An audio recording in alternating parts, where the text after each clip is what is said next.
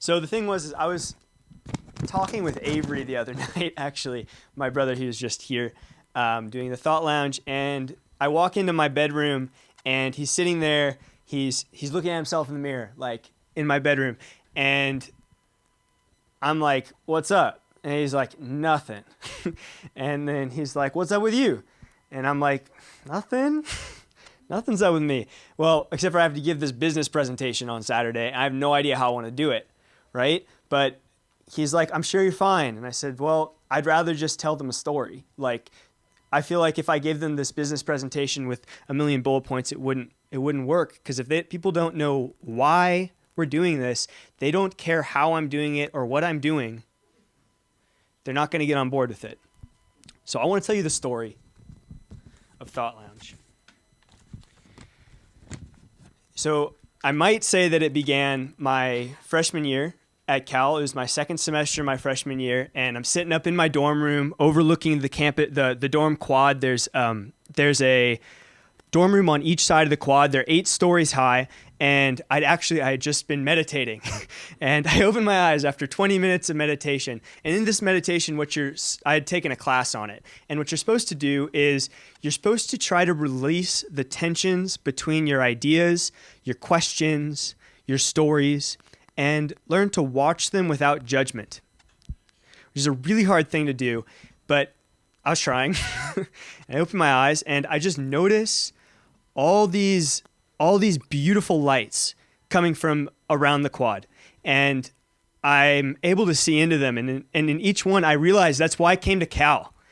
It was because behind each light, there was somebody who was motivated, who was interested in something, who had 12 minutes worth of material that could blow my mind or spark up an amazing conversation. So what I did was come up with the Thought Lounge. That night I sat there and I stayed up till like 2 o'clock in the morning plotting out how is it that I can get these people to come together? How can I get them to innovate together? I had so much going on in my mind at that point. Like, I wanted to get entrepreneurial ideas. The Occupy movement was going on. Do you guys remember that?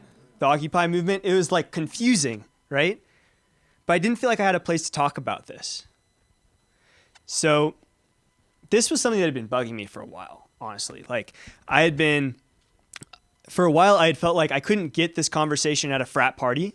I couldn't get it even going to lunch with a friend. I couldn't get it sitting down in my dorm room. You know, me and Ron here just kicking it in our dorm room, drinking a beer and a shot of tequila. But it was like, it's weird if I come up to you and I say, what do you think about romantic love? You know, do you think it's a compilation of all the other loves, like friendship love and like sex drive? Or I'm sorry. Or do you think it's all its own thing? No, that would be weird. That'd be oversharing. Right? There's not a context for that in college. And this is why I think that it was when I went out on Sproul on my senior year. I've been doing this for 3 years at that point. I tried it out my freshman year. And I just sat there with a table and I asked people to come join me and do a Thought Lounge with me, that they responded, that they needed it, that within 3 months, we had 300 kids participating in Thought Lounges. We had 15 people hosting Thought Lounges, people who had said, I want to take my time every week to not only like do a Thought Lounge and host a Thought Lounge, but I'm willing to post a synopsis on the internet and I'm willing to hang out with people afterward. And it was beautiful. And it was just, so we became a full club. And I'm just telling you the story of how this thing grew now. Basically, in Christmas break, I called up Collin, who is my partner in this, Collin Walker. I don't know if you can see him there. Please give him a round of applause. This entire place, he set this up. He is the MacGyver of Thought Lounge right here. And so Collin goes, I'm like, Collin, let's go on a trip up California and spread Thought Lounge to schools. And he's like, okay, I'm down.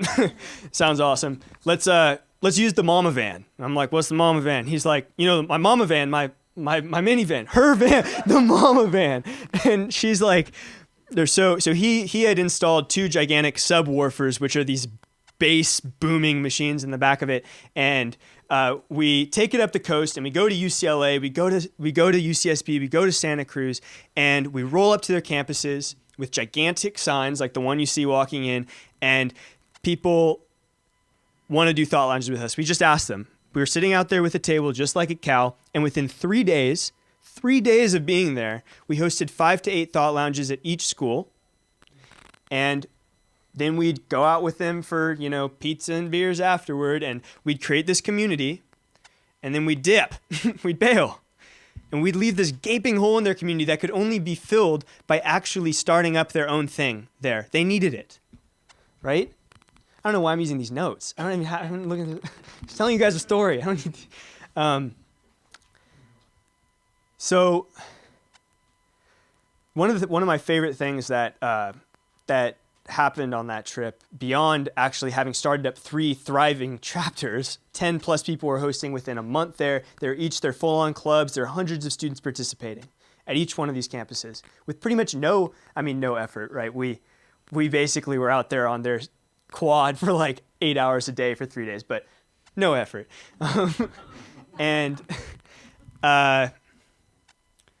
This is the memory I have. There's this kid who comes up to me at the table. He just sees the sign. I have this sign there, and it says Thought Lounge, a formatted dialogue with strangers. And he just comes up and he goes, I've been waiting for this my entire college experience. This is going to change the world. It takes us to do this. And I'm just like, shit, he already knows what I'm talking about. He already knows what's happening. This is inside of him. And this isn't just this kid. This is every single kid at these schools. This is what I'm saying. Every single person out there is unique and has 12 minutes worth of conversation, of dialogue that will blow your mind.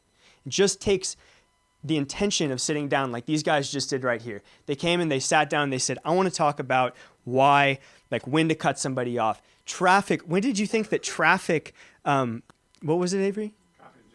Traffic congestion could, you come with traffic congestion and you end with when you should cut someone off. It's crazy. So, I guess we've really learned a lot in the last year about why people want to do thought lounges. We've learned that they want to gain knowledge on topics that they never would have otherwise learned about. More importantly, they want to meet people that they've never would have otherwise met. So I could go into all the logistics of how we're actually going to spread this around. All right, we have crazy amount of online systems and services. Within the last month, we've had 3 interns who got on board with us, decided to dedicate their summer to this thing. And we've built a site which has a lounge log, which is the log of every single thought lounge that's ever actually happened, along with all the things that have gone along with it. Whether it's a recording of the thought lounge, we have a thought lounge podcast, which Collin has been making. Zach Brooks, I don't know where he is. He's at Cal. There he is. He's going to be our mic man on that and curating this beautiful podcast of the best thought lounge recordings. That's on our site. We have easy ways for people to sign up. We've gotten connections with the meetup.com, so we have a pro account, which is a beta, which means it's like a tester run. And basically we can have thousands of thought lounges happening across thousands of chapters, as easy as it would have been for me, easier than it would have been for me to actually be organizing them over Gmail. And tons of other systems and services. We have a wiki, which describes how to start a thought lounge, what it's all about. So it has our entire business model. We're extremely transparent.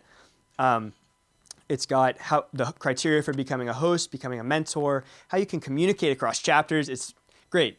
We've done all this stuff, but I don't think that's super important right now. We're going about the why right now. So, unless you guys want to hear about that. Sure? Sure? I heard a sure. Sure. Do you Sure. foresee having a live television show?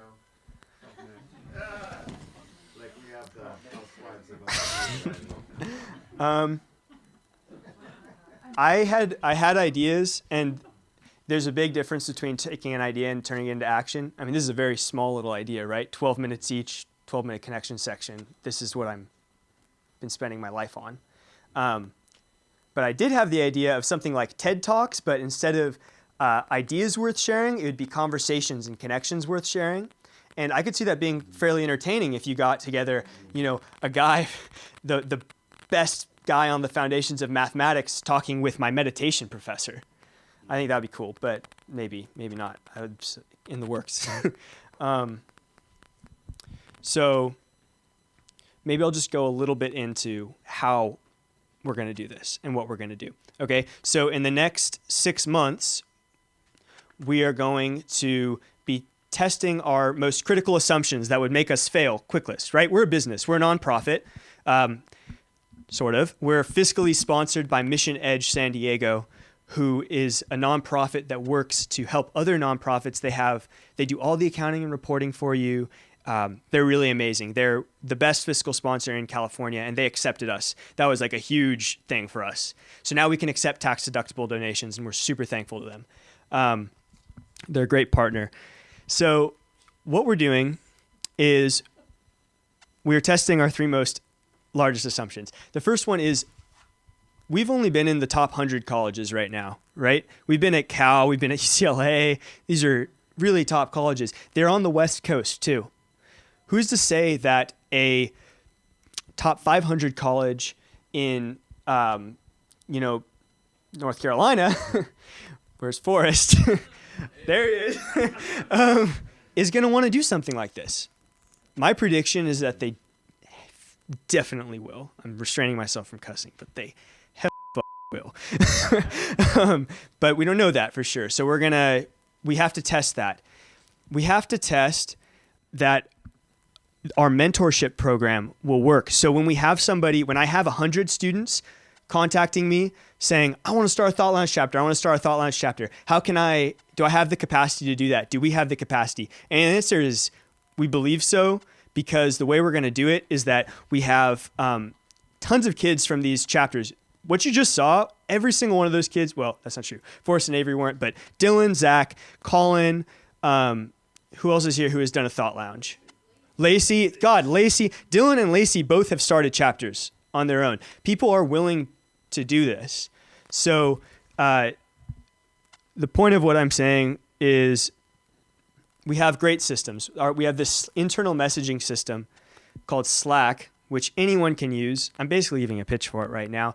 It's like you'll never use email again. Basically, we can have every single chapter that we have, thousands of chapters, have a channel so we can be communicating across them. If UCLA wants to get together with Harvard, wants to get together with MIT to start something, they can be communicating in each other's channels. If somebody needs mentorship, there's 100 people on the mentorship channel who are mentors. They've met our criteria. And there's one person from MIT who's starting up their chapter. They just post on that and they say, who's an available mentor who can help me do this? And somebody responds, yeah, I'm down for it. I'll Skype with you once a week until you got this thing going. So that's how we plan to do it. We haven't tested it yet. That's another assumption. And the third assumption, I'm going to wrap this up, is can we fund this thing? All right. So we're at a $180,000 per year budget right now. What does that do? That pays for a van that's going to take for us to go around the country and start it in strategic locations around the country. Because, if you want to burn down a city, you can't just start a fire in one house. You have to start a fire all over that city and let them come together, right? We're all about destruction here.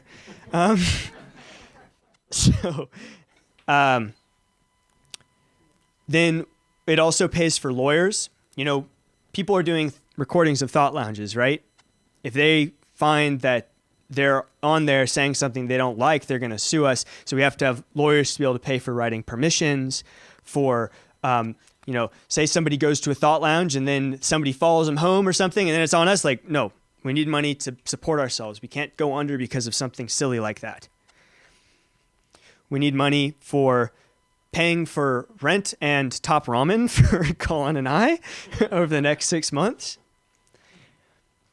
And supplies for starting chapters and various other things. You can, if you want any other information, just email me. I'll send you our entire budget. How are we planning to get this money? This is a big question, right? Like, damn, is there any money in this thing? Like, and the answer is that we don't 100% know. One way that we're thinking of that we're going to get money is contributions from participants of thought lounges.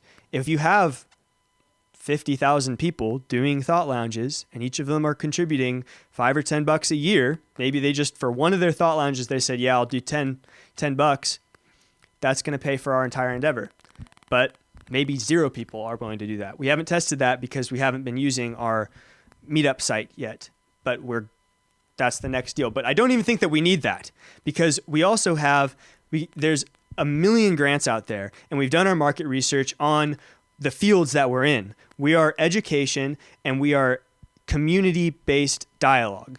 And we're going to, I think, along with Mission Edge being our amazing back end, and the fact that we've done this research, and the fact that I have a little bit of experience writing myself, and I think I can do it, I think we can get all the funding we need from grants. But it's so slow. It's so slow. Those things take so many months to actually get a partnership and a relationship going. I mean, Tom, you probably know about this, right? He's our margarita drinking pastor. Sorry. Yep. And it takes a while, right? Yeah. So the thing is that this thing is about momentum right now. We are driving this thing at this moment.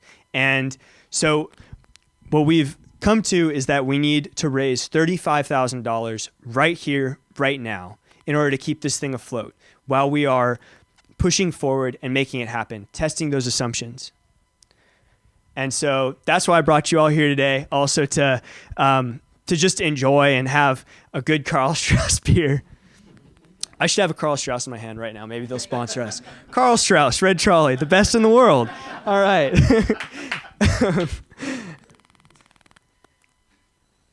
So that's it. That's it.